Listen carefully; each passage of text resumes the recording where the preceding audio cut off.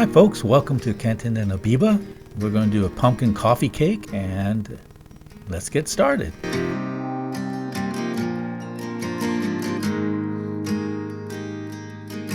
Okay, here are the ingredients for the pumpkin coffee cake. We're going to start with the flour, pumpkin pie spice, baking soda, salt, unsalted butter, sugar, eggs, vanilla, pumpkin puree, and buttermilk. All the exact measurements can be found in the description box below. Okay, use a 9x9 pan. You can use a metal or Pyrex. Don't forget to butter it, like I had to do. Also, then you want to line it with parchment paper just to prevent it from burning or sticking to the bottom of the pan. Alright, next we're going to do our dry ingredients. Start with the flour. Add the pumpkin spice, a little bit of baking soda, and a pinch of salt. We want to go ahead and incorporate everything together. Make sure it's well mixed.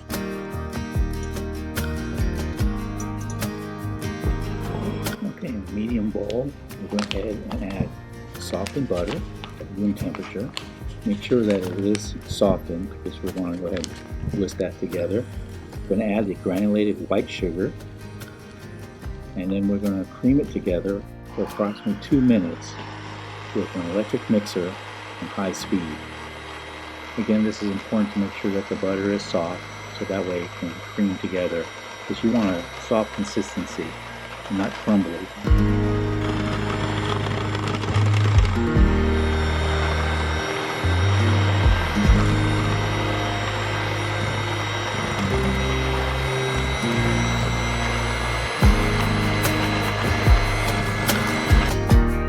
Okay, make sure that it is now smooth and no lumps, that the sugar is perfectly incorporated. Then we're going to add in 2 eggs at room temperature. And the vanilla. And then we're going to mix on medium speed until it's pale in color and smooth for about approximately 1 minute.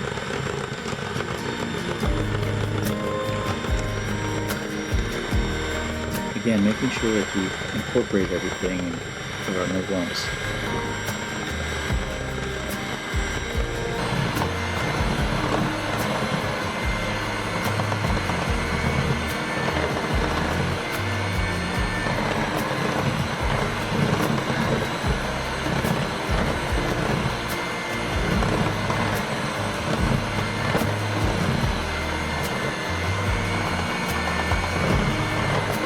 Okay, after you have everything mixed together, go ahead and add the pumpkin puree. Make sure you actually use actual pumpkin puree and not pumpkin pie filling.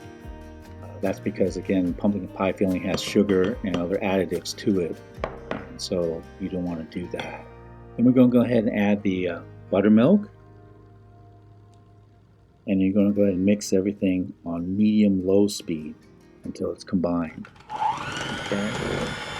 As you work it through, you're going to start noticing that it might look a little curdled, and that's because of the buttermilk. But that's okay, so don't worry about it. It'll all come together once the dry ingredients are added.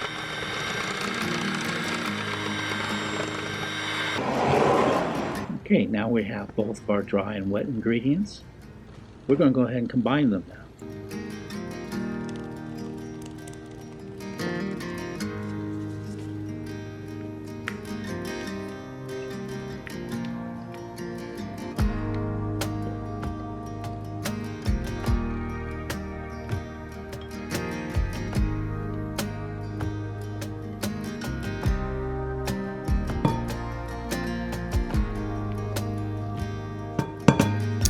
Okay, you're going to go ahead and mix on medium-low speed. Make sure you get it completely incorporated. Scraping the sides to get all the dry ingredients mixed well into the wet. Again, it looks a little curdled, but that's okay. That's because of the buttermilk and the pumpkin puree combining. But keep working the batter and making sure you're getting rid of all or any lumps.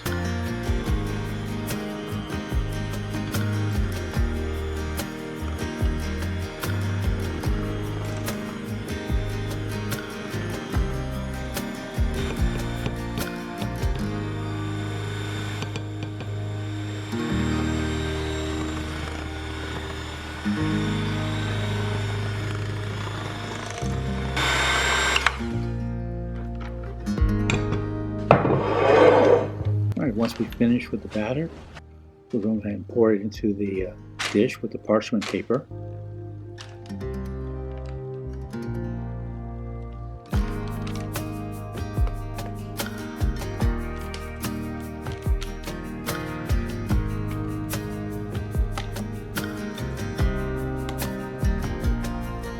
Gently smooth it out, make sure that it's nice and even on the top. Just spread it across the 9x9 pan.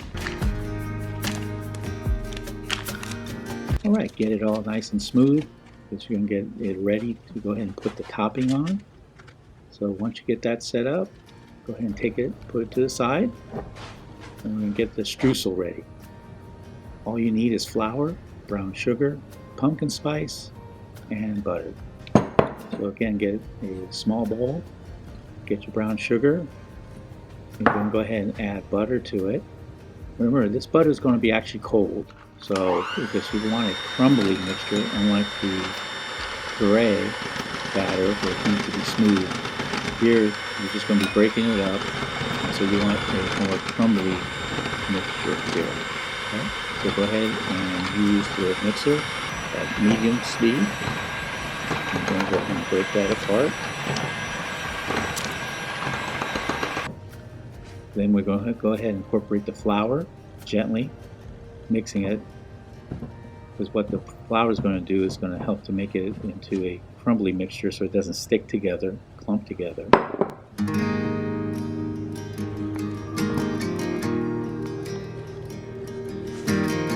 Okay, you want your streusel to be nice and dry, so it can easily be sprinkled on top of the cake.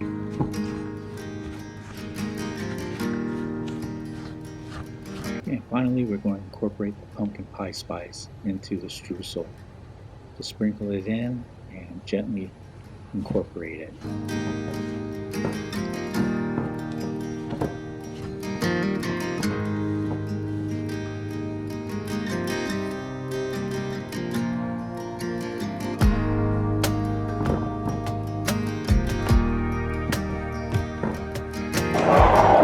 Finish your streusel, you're going to go ahead and sprinkle it on top of your cake batter. Go ahead and add it on and be liberal about it, because with the brown sugar it adds a nice crunch as it caramelizes during the baking process. Make sure you also get all the little corners, especially with using the parchment paper. And remember, again, that's why you want it to be crumbly, so it can sit and spread across. Once you get that finished, remember you have the oven at 350 degrees, and you want to go ahead and bake it for 60 to 70 minutes.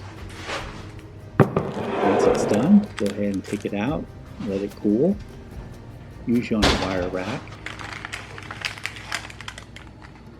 And it's best served, if you like, nice and warm, and usually with either a cup of tea or some coffee. For this recipe, I made it for Vivo using gluten-free flour, but you can use it obviously with all-purpose. You can decorate it with a nice sugar lace.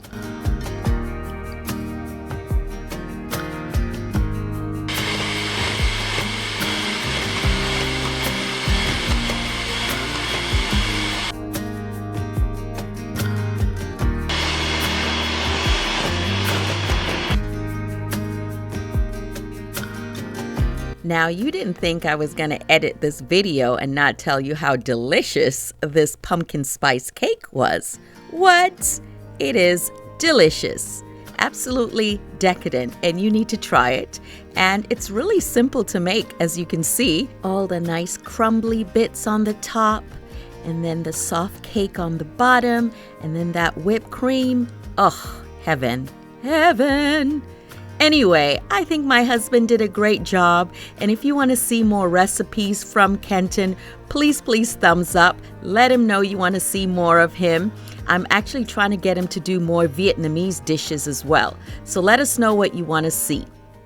Hi, hey folks, thanks for watching. I hope you enjoy the recipe for a spice pumpkin coffee cake. Now this was a gluten-free recipe, but again, you just substitute 1-to-1 for the flour.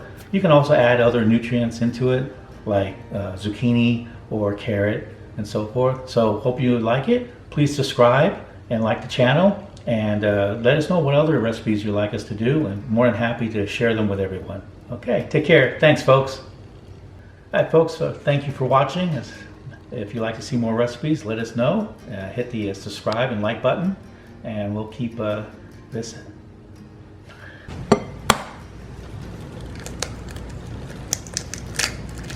Oh my God. Oh my God. This is gluten-free, so I made this for Biba, and I know she works hard, she stays up late, so she can have this with her tea in the morning or any time. So you can make this for someone also on those cooler days as we start going into the fall. So again, thanks for watching, and hit the like and subscribe button, and let us know if there's any other recipes that you'd like us to try out. Take care and have a wonderful day. Ooh.